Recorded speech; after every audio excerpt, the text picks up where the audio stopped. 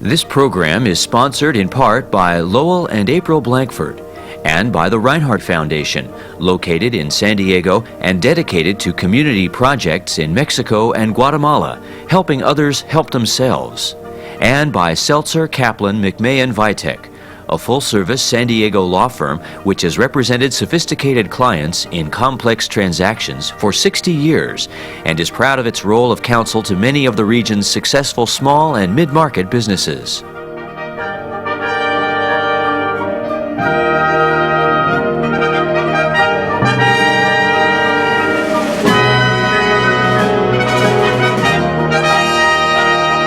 Secretary Albright, on January 23, 1997, became the 64th Secretary of State of the United States and the highest-ranking woman in the history of the United States government. That appointment capped a distinguished career.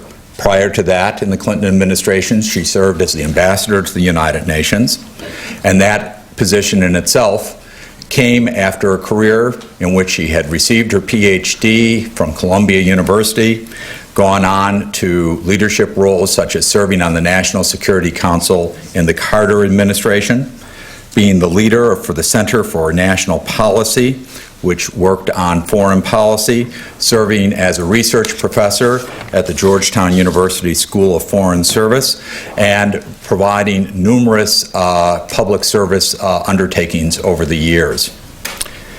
Today we're going to have a conversation with the Secretary, not a speech, and the conversation is going to be led by two of my colleagues here at UC San Diego. Thank you for being here, Madam Secretary.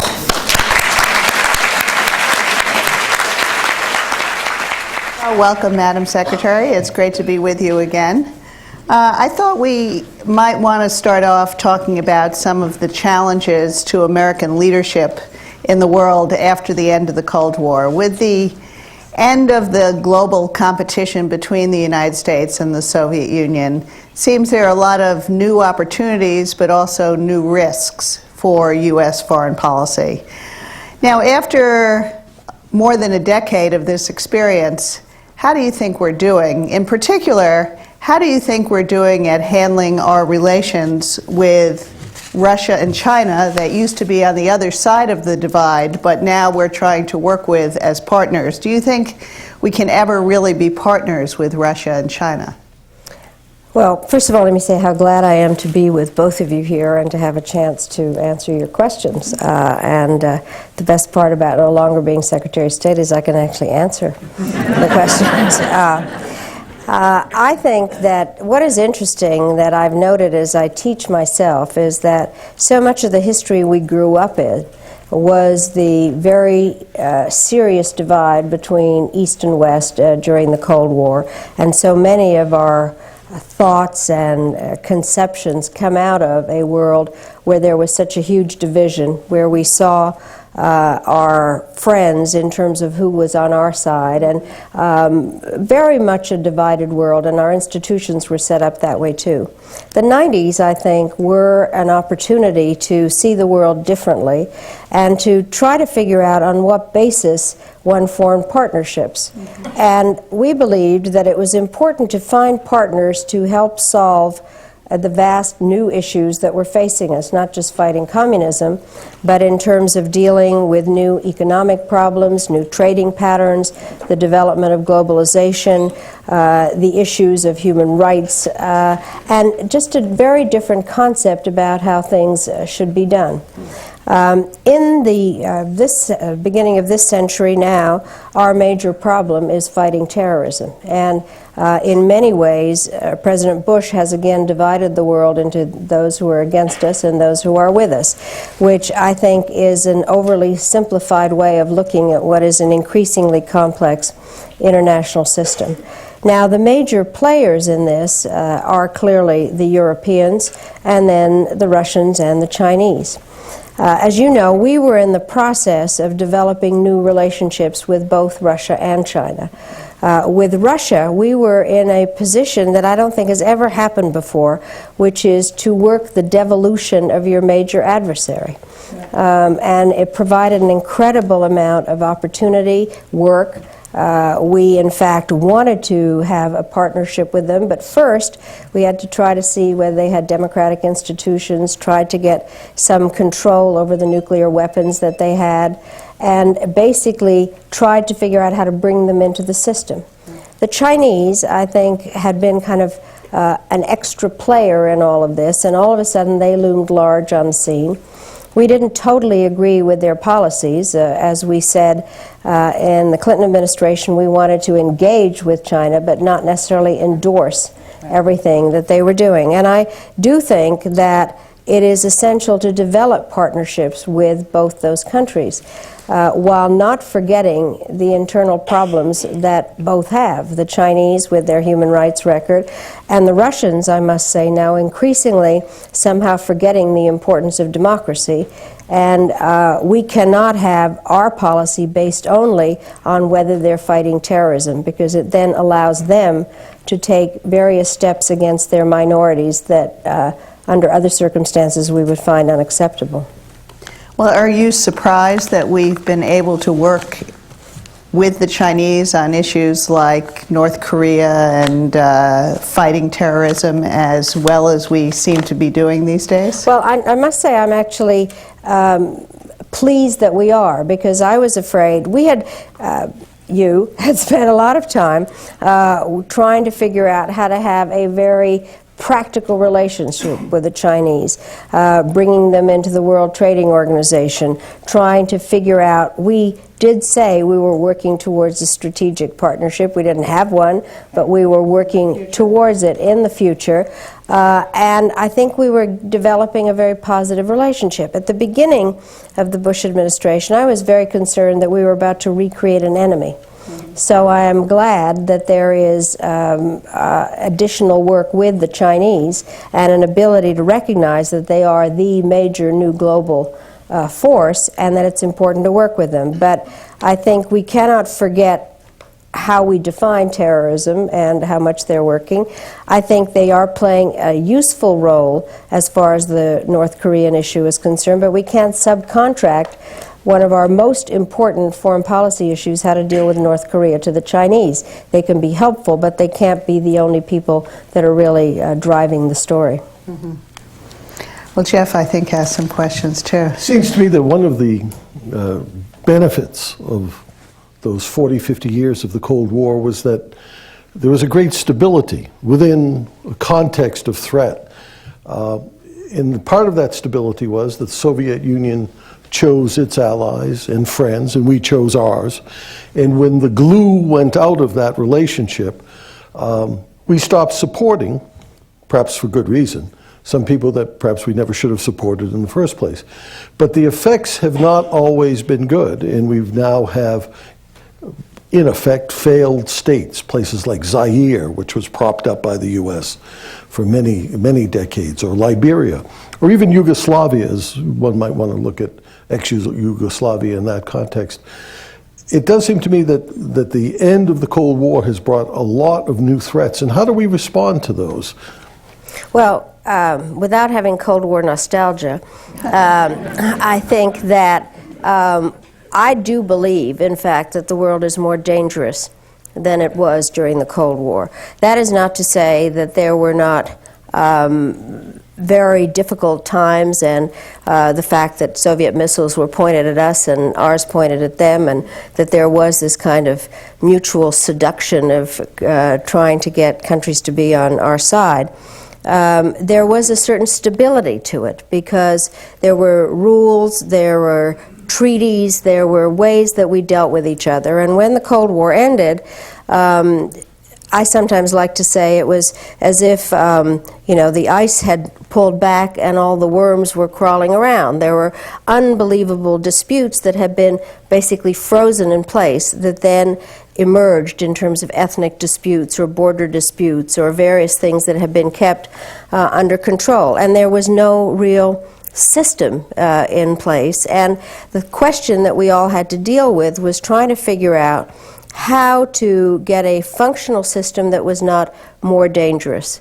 And I think we haven't managed it, because now not only are there the states that act, but a whole new phenomenon, the non-state actors, who operate outside any system of rules and who have made a devil's marriage with high-level technology. And so we are in kind of a period where there are huge opportunities, but also incredible challenges that the system has not managed to control. And what I'm troubled by is that we're not thinking enough about institutional ways to control this, that it is very ad hoc, that, and instead of doing what happened after the Second World War, when, I love to say this, one of my most illustrious predecessors, Dean Acheson,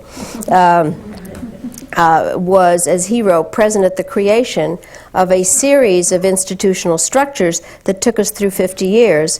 One doesn't have the sense that that is going on now. And instead, it's kind of coalitions of the willing or friendships based on whether you're for or against terrorism without really building institutions that we need for the 21st century.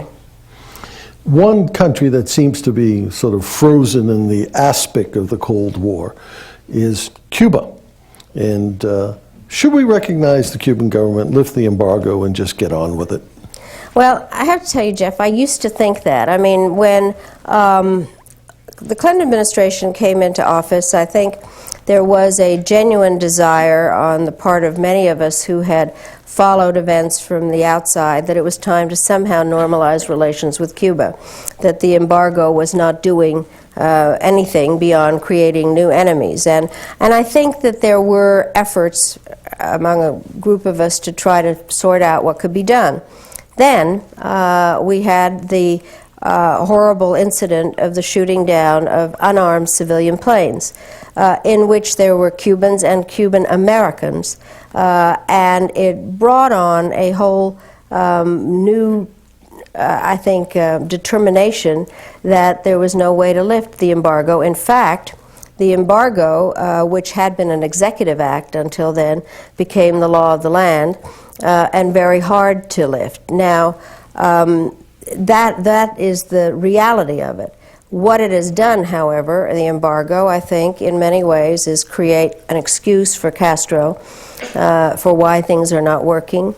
It has not allowed for what happened in the end of other communist countries, kind of a penetration by the forces of democracy. And so I think we have to wait for biology to work in Cuba. He will die.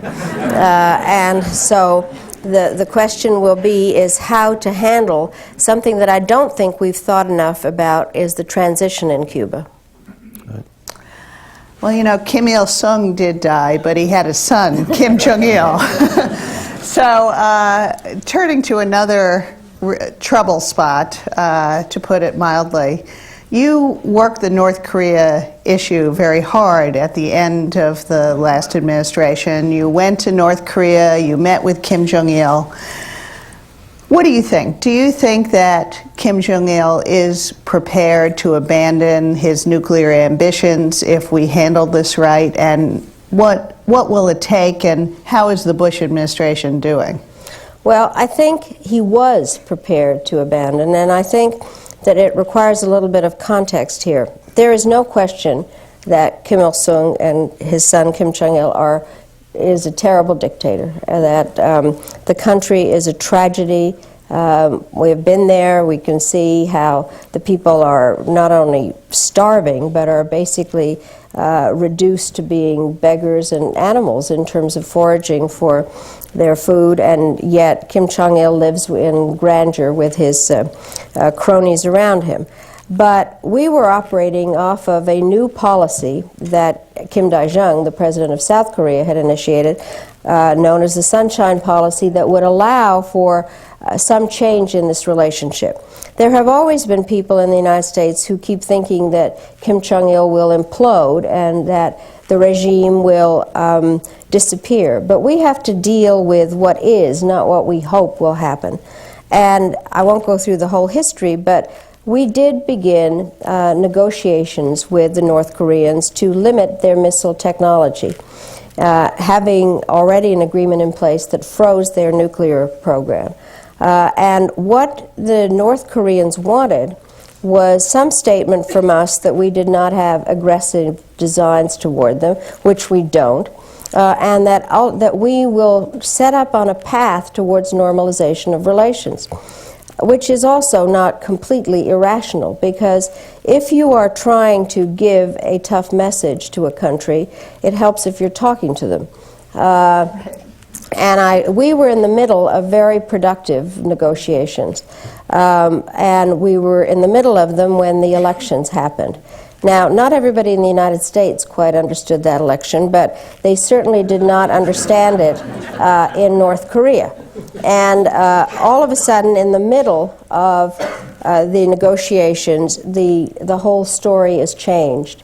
And I think that what happened was that, and I hold no brief for Kim Jong-il, but he wants recognition by the United States, and punishing him with the hope that he will implode, I think, is not an answer to dealing with what is the most dangerous place in the world at the moment, because their program on nuclear, as far as we know, has been unfrozen, and they now are playing very dangerous brinksmanship. So I think the Bush administration missed a huge chance to deal with what is the major issue of our time, is how to stop nuclear proliferation. And there is a hope that these six-party talks will, in fact, at least show the possibilities of diplomacy.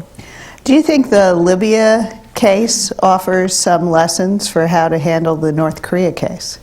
I think it could, because the thing that is not evident is actually we had begun to negotiate with Libya, not on nuclear issues, but on the terrorist issue, because we were, with the British, had begun, in fact, to deal with them in order to get the Pan Am 103 issues resolved, and able to move to have a court in The Hague and to try the perpetrators of that, and we were moving in that direction. So I was glad that the Bush administration decided to try the diplomatic route. And if that information and approach is transferable, I think there is a lesson. But it requires, as I said, you have to talk to that party, and clearly there were negotiations by American diplomats with Libyan diplomats, so it wouldn't hurt if there were that kind of communication with the Koreans. When you were Secretary of State, you had access to all the intelligence produced by the various U.S. government agencies. What did you know about Osama bin Laden before September 11th? What did you tell the Bush administration as they were coming in? What actions did the Clinton administration take against Osama bin Laden when you were in office? Well, we did know that Osama bin Laden was a danger to us. We had also, President Clinton was very cognizant of the danger of terrorism, and had made statements and taken actions to fight terrorism practically from the beginning of his administration, and had set up a series of structural approaches to deal with terrorism within that was American government policy. He did, in fact, add to the budget of the CIA, tripled the budget of the FBI, set up an office in the White House that coordinated anti-terrorism activity, issued executive orders in order to use lethal force against Osama, set up that whole structure that is now being used through the Treasury Department of tracking the finances of Osama. We watched him very carefully, but obviously he was not the kind of figure that he became later. My worst day as Secretary of State was when our embassies were blown up in Kenya and Tanzania. And we knew that Osama was responsible for that and took immediate retaliatory action. I think it's very hard for people to put themselves back into a pre-9/11 mode, but basically at that stage, there was not a sense of the danger of terrorism. And if you remember, when we launched cruise missiles against Osama's camp in Afghanistan, and bombed the pharmaceutical factory in Sudan that was affiliated with him, and which indeed we had reason to believe had been producing VX precursor, we were criticized for overreacting. President Clinton decided that he would keep constant watch on Osama bin Laden. There were armed submarines with cruise missiles in the Arabian Sea, bombers ready to go, but we never received actionable intelligence to hit him again, and didn't believe that it was pre-9/11 appropriate to just bomb in wholesale way, hitting women and children. So we never got actionable intelligence. We told the new administration about the dangers of terrorism, and I think that they were surprised at the amount of time that it took generally the whole government to deal with the issue. So I think we were on top of it in every way and used every bit of intelligence that we had. But obviously the threat increased, and obviously it is one of the most difficult issues that President Bush has to deal with. Part of the context after the bombing of the embassies in East Africa and the reaction against Afghanistan and Sudan, and we all remember it was criticism of Wag the dog, that the president was looking to divert attention. And this was during the time of the impeachment events. Do you think that, looking back now, that whole affair, the impeachment and everything that went through it, weakened the president's capacity to take the kind of action he needed to take in the international arena? I think internationally it did not, because I have obviously thought about this, and I have written about it some in my book, and I think the following thing, which is that those of us that were around President Clinton a lot knew that he was able to focus and compartmentalize in a way that many people cannot. And in many ways, he paid more and more attention to foreign policy. As Secretary of State, I can assure you that I was able to get his attention whenever I needed it, and in fact he was very proactive on a lot of issues. And I think what's interesting is to see all the things that happened in 1998 and 1999. We had the most complicated talks on the Middle East at Y in the fall of 1998, and he was constantly involved. And if you remember, most of the foreign leaders and foreign public opinion thought we were crazy. When President Clinton spoke to the UN General Assembly in 1998, he got a standing ovation, which doesn't happen except for Nelson Mandela. So I think it was really a sign that the international community respected him and thought that the Americans had gone too far on it. So while there may be many criticisms of what President Clinton did, I think that in terms of his ability to act as a foreign leader, it was not hampered. Where there, I think, was a problem, and this is a very kind of circular argument, is that there were, because people thought there was a problem, there was a perception of a problem when there wasn't a problem.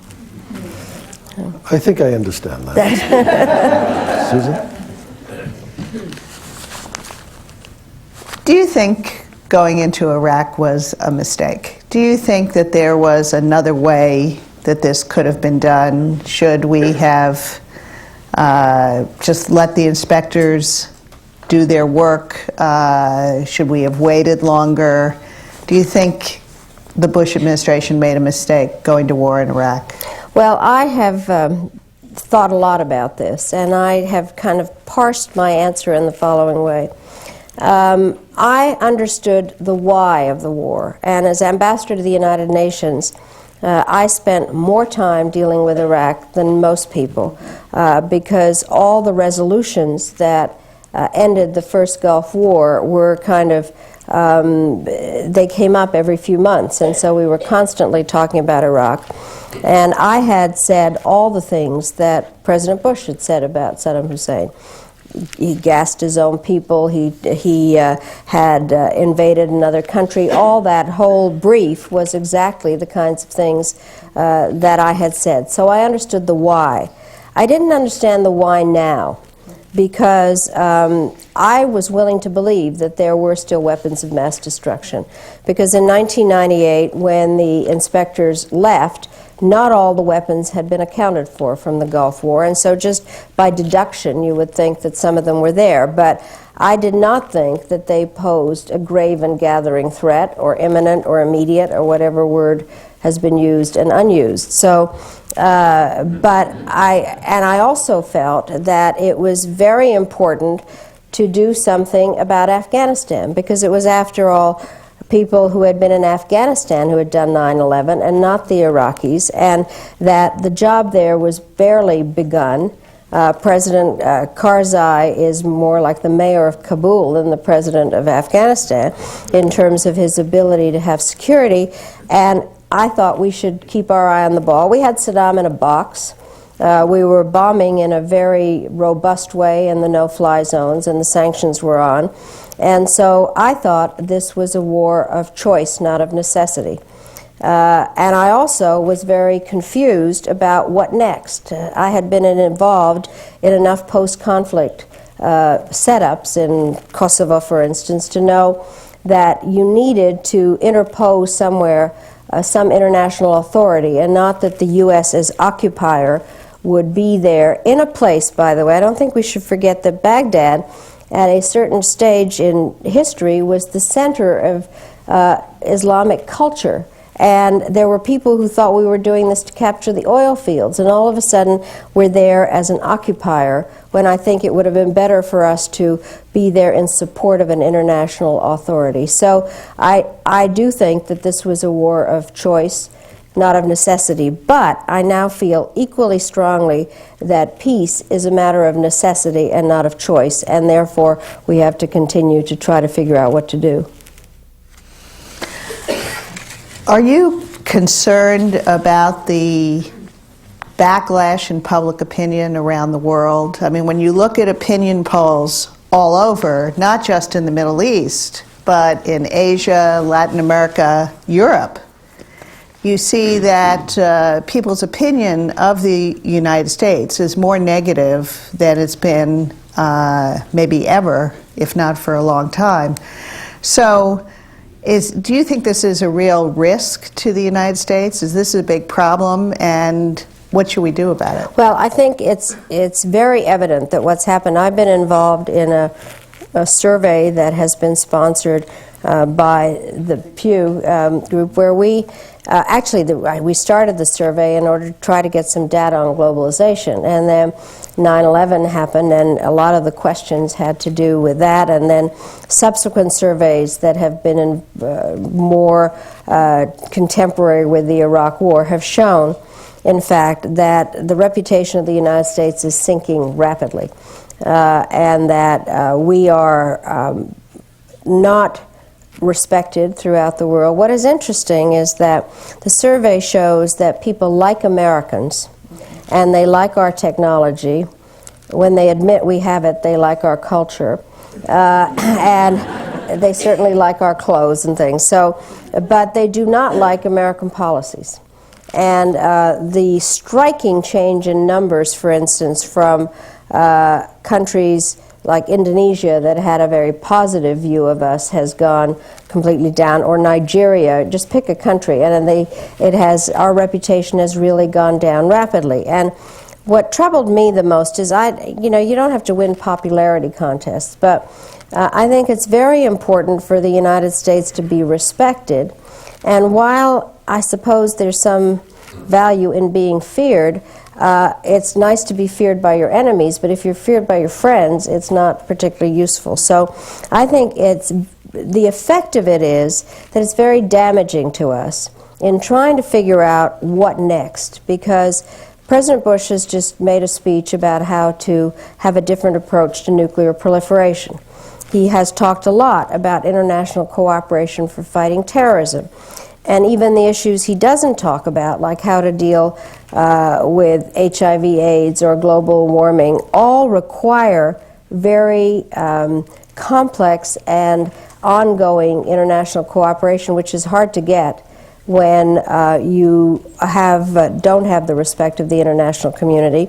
And now, added to that, whether it's fair or not, is a question about credibility. We have shown our ability to use force But in the process, we have lost the credibility of our word. Let me ask some questions about September 11th. Where were you on September 11th, and what were your thoughts?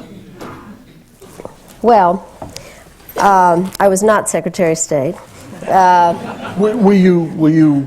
Did a thought go through your mind that, thank God I'm not Secretary of State? No, I had a very strange thought process. For reasons that are completely unclear to me, I decided I had to go to work. And so I drove from my house in Washington to my office, which is in downtown Washington. And as I was driving, I heard that there was a car bomb in front of the State Department. It turned out to be wrong. And I thought to myself, thank God I insisted on putting up those Jersey barriers around the State Department, because despite the fact that there was a lot of criticism of the fact that we had limited access to the building and we were concerned about security, I was pretty glad I had done that.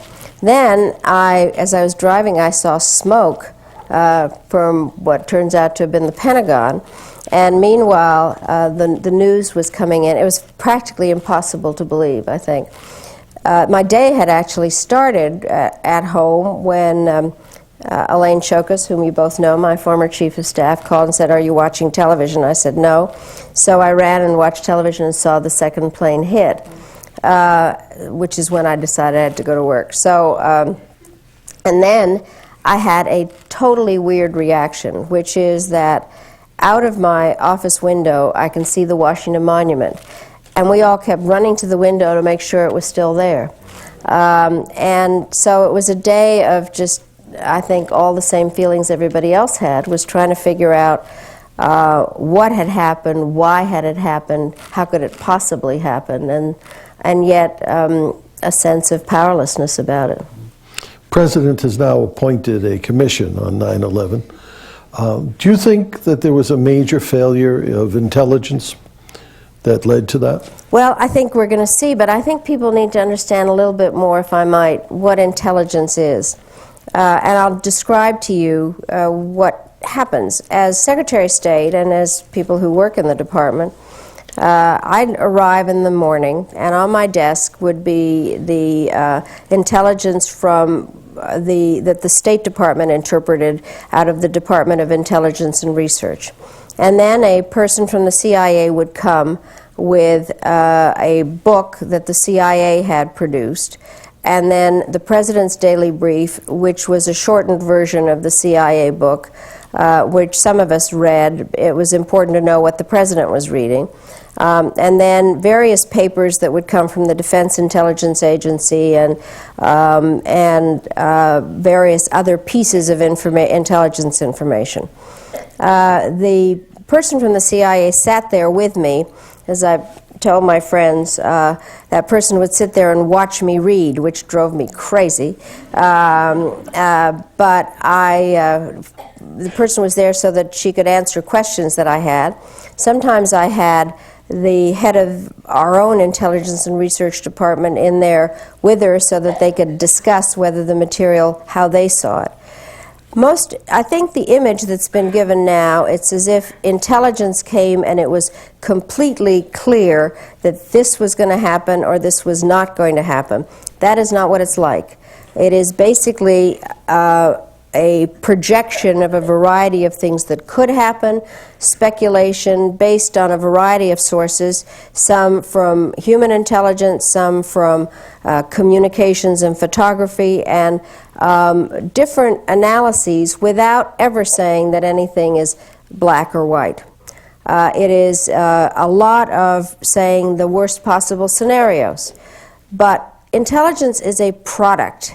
And the consumer of the product is ultimately the President of the United States and other people that help him make the national security decisions. And it is up to the consumer to make the comparison between all these different pieces of product and find out what's right or wrong. I would say that President Gore would have seen it differently.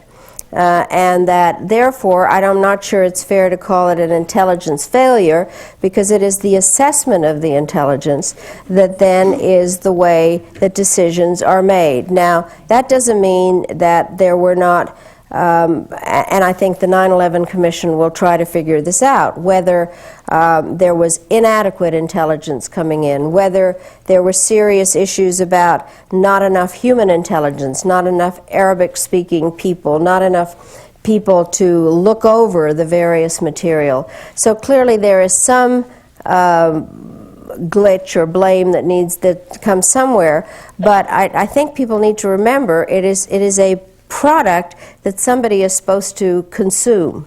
And it's in the analysis of it that I think is where people need to look at what happened. Back to Iraq, and as you say, you've had a lot of experience with post-conflict rebuilding or building of political institutions and economic system. What do you think are some of the most important lessons of those experiences you've had for Iraq? I mean, what should we concentrate on now? Well, first of all, what is most important is security.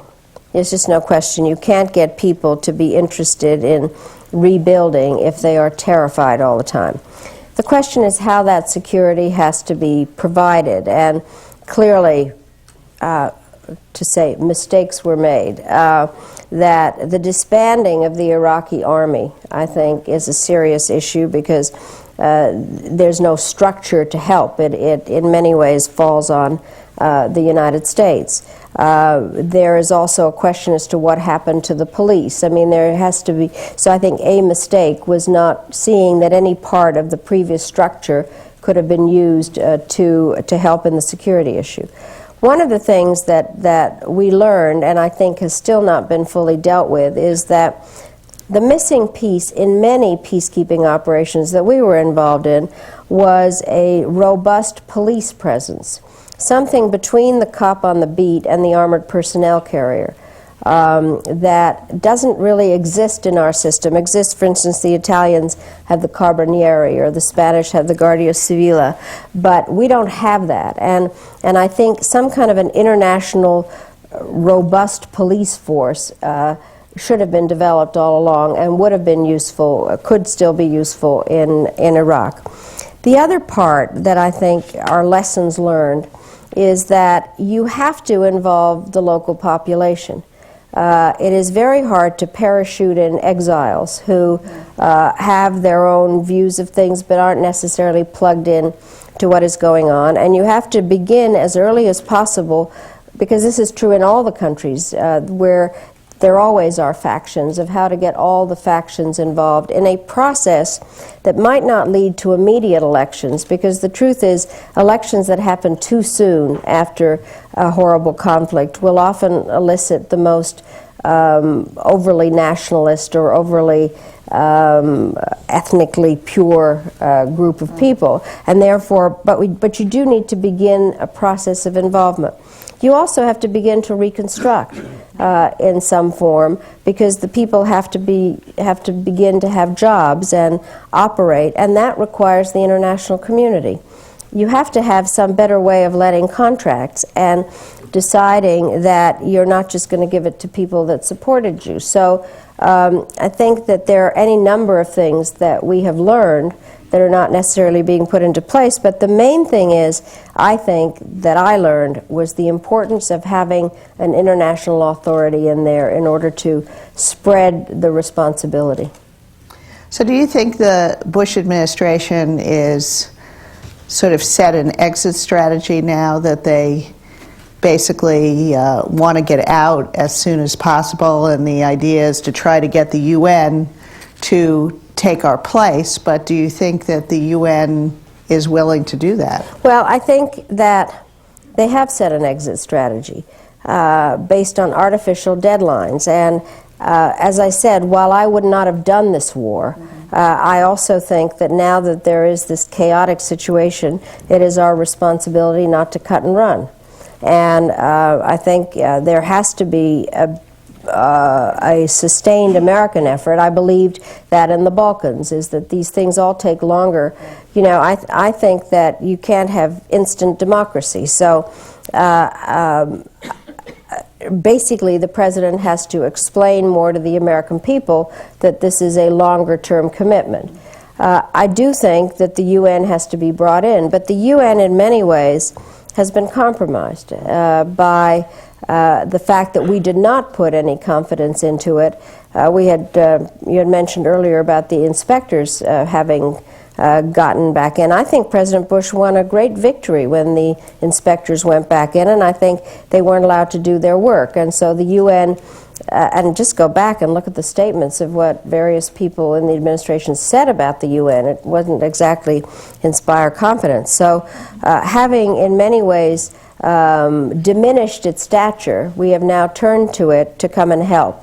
And I think it's difficult. The UN is in there now doing a job which is necessary, but from my perspective, I wish it were not as limited, because their job is to try to figure out how to have elections or some transfer, and instead I think they should be running the whole civilian aspect of it with support not only from the United States, but then troops from other countries who would be willing to join it because they were not joining the forces of the occupation. You were instrumental in bringing Barack and Arafat together towards the end of the Clinton administration. When each of them went back to their respective polities, did you think that there was a chance that there would be a Middle East peace? Well, you know, we worked for really since 1993 on to try to get peace in the Middle East. It was something that President Clinton worked on actively, constantly. There are a lot of people who criticized him, saying that he worked too hard to bring peace to the Middle East, but given what's going on, it's impossible to have worked too hard. I think that Camp David was a very intense time and a very difficult time, because a lot of people thought that we'd gone to Camp David because President Clinton wanted a legacy. That's not why we went there. It was because Prime Minister Barack had some ideas, and he felt that President Clinton, in the last months of his presidency, could use a lot of his brain power and leverage to get things done. But Arafat never wanted to go to Camp David, and I had to go to the region to persuade him to come. When he arrived, he was in a terrible mood, only matched by the terrible mood of Barack, who had barely survived a no-confidence vote. And so there we were at Camp David. I think if I were to ask anybody here, would they like to go to Camp David, I think everybody would say yes. I can just tell you, after 2 weeks in the rain with the Israelis and Palestinians, I don't care if I ever go back. But because they were just, we couldn't get them to connect, Arafat and Barack, and their negotiators connected all the time, and they really did want to make the process work. And as we left Camp David, it was clear that it was Arafat's fault that this had not gelled, because I thought he was, as it turns out, incapable of making the decisions. I think that there were opportunities after Camp David, and there were additional talks which were drawing them closer and closer together. And but then it became more and more evident that the Israelis did not want to deal with Arafat. Prime Minister Barack lost the election, and then the United States said they wouldn't deal with Arafat. And I know this is a controversial thing to say, but I think that it was a tactical mistake to decide not to deal with Arafat. I saw very much during the Camp David and the post-Camp David time that Arafat was being marginalized by his own delegation, that they felt that he wasn't doing the job, and they were in fact interacting and connecting, and I think that he was less and less important to them. Arafat's very best role in life is as victim.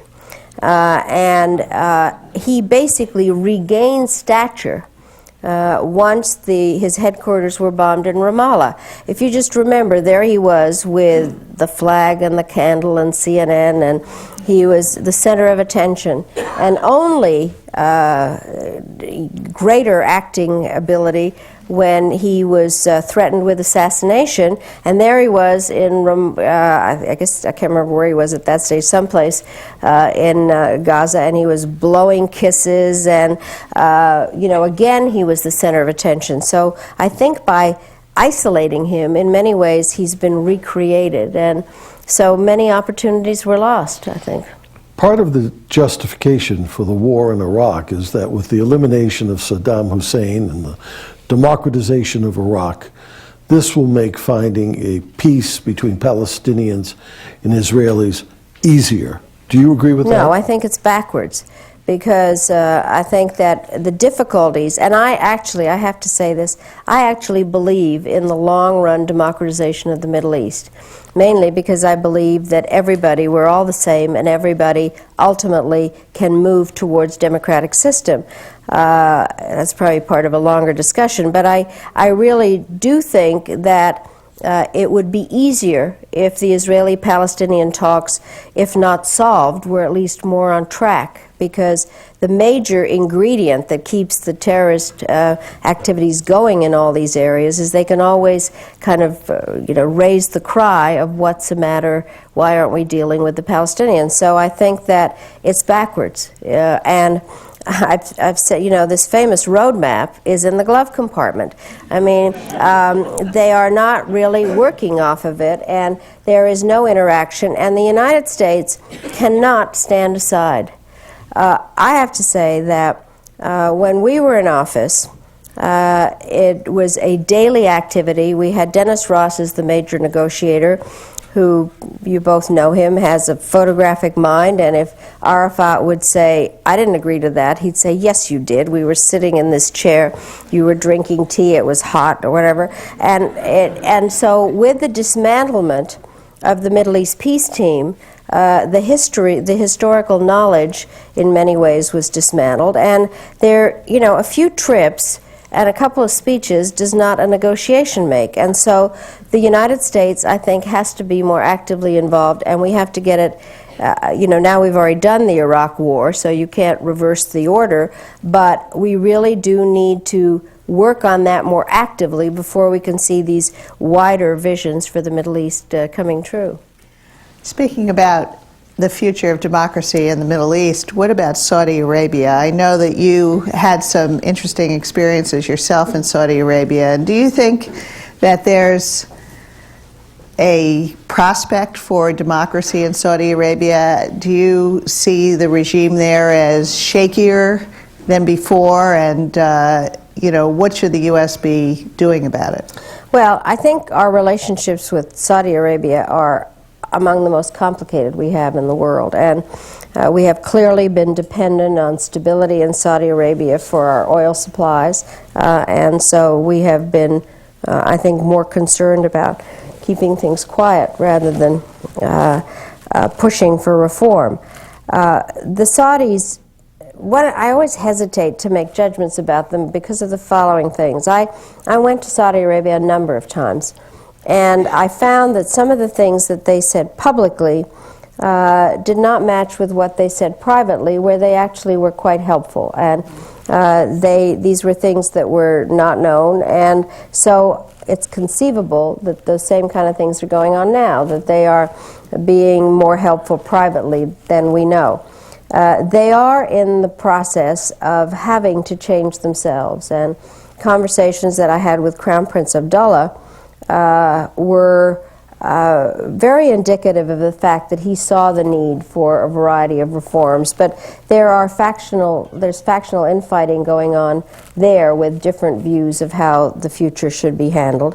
I think that democracy will have to come, or some major reform to Saudi Arabia, in order to make it function in the long run, because they have too many princes, and they have their oil revenues are, as we see prices being jacked up and down, continue to be the source of their livelihood, and there are many problems that continue, But one of the issues is there was a question as to whether a woman could be Secretary of State, especially to deal with foreigners and especially with Arabs. And I actually had no trouble with the Arabs. Of course, I did arrive in a very large plane that said United States of America on it. But I was really always treated with respect and actually developed very good relations in some of my discussions. I had a little bit more trouble with the men in our own government. That's great. Except you. Let's talk about men in government. We have in the audience and at this university a lot of young women who are looking at careers, potential careers in the civil service, foreign service. What kind of advice do you give them? Well, first of all, that it's a fabulous career in many ways, and as a professor myself in teaching international relations and encouraging more and more young women to follow a career in international relations, it is a very important career path because you can teach and you can do a variety of things, but ultimately doing foreign policy, I think, is one of the most exciting things in the world. It is one of those issues where the more women there are, the better it will be, because we will be able to support each other. And you see a lot of very smart young women rising up through the ranks. Is it easy? No. There are continued to be, I think, a general view that it's not quite women's work, that it is hard to travel, it's hard to be in places. Women like to get married, men do too, obviously. But the idea that there's been a lot of work done to have tandem couples where the husband and wife do in fact are able to have jobs in the same place or relatively the same region, and they sometimes one has the primacy and another time the other, but it's still a very difficult aspect. But I hope very, very much that I was not a historical accident, and that what I showed was that it is possible and important for women to have the ability to have high-level foreign policy jobs. Now, sometimes, people say, wouldn't the world be better off if it were run by women? And I don't believe that, frankly, because it means you've forgotten what high school was like.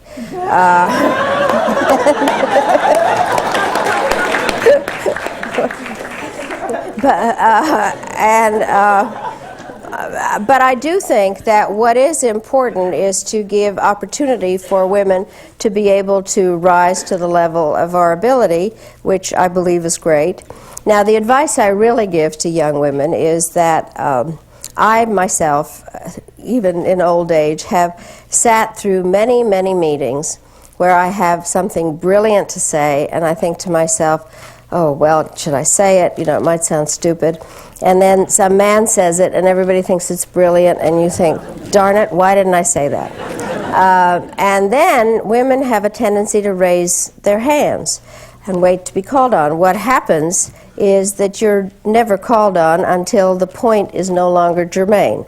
And so my motto was interrupt. And I do know that I'm in a college setting, but I can tell you what I do in my classes. Nobody can raise his or her hand. People have to interrupt. It makes for a little bit of a zoo, but I think it truly does serve to make you listen in a different way, a very active form of listening. And so that's my real advice to young women, not to forget to interrupt. So I apologize as to what it's going to do to your classes. Are you through? We've got a couple of minutes left, and we're going into a lightning round now. I'm going to give you 3 or 4 names, and give us 15, 30 seconds on each, and then Susan will give you 3 or 4 more. What comes first to your mind when you think of Ariel Sharon? Stubborn old man. Jacques Chirac. Difficult, arrogant, smart. Okay. Tony Blair. A very, very good friend, and somebody who I think in our case he's a good partner. George Bush, father. Actually, an excellent diplomat and a very nice man. George Bush, son. President.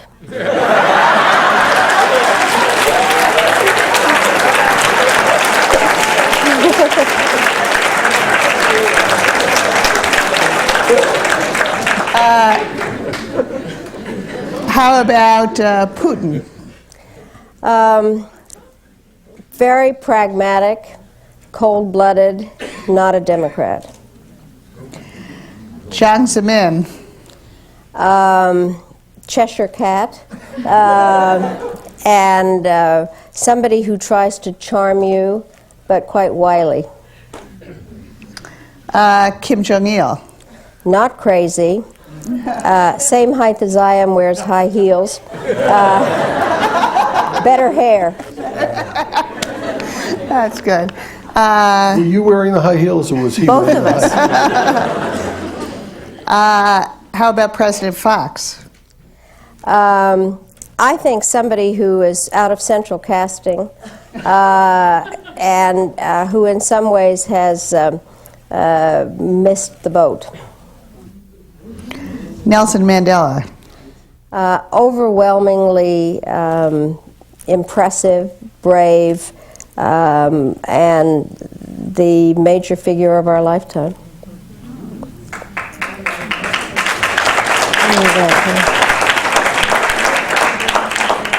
Finally, what should we be worrying about that we're not worrying about? The elections.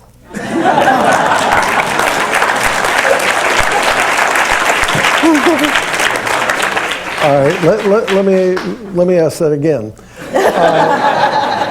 On the international stage, and you cannot give the same answer.